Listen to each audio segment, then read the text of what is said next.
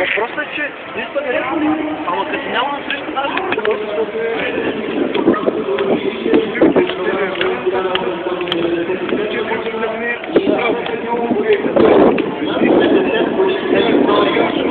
Гимназията подготвя кадри, интересни професионални умения, изработването на облекла, съставането на средни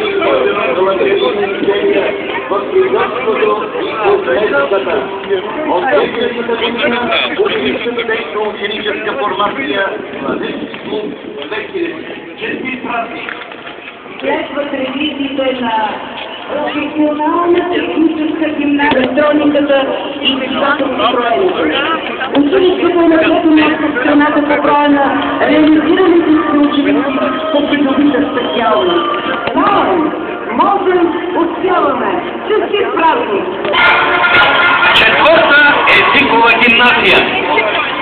На площада Мориза, студентската младеж на град Варна.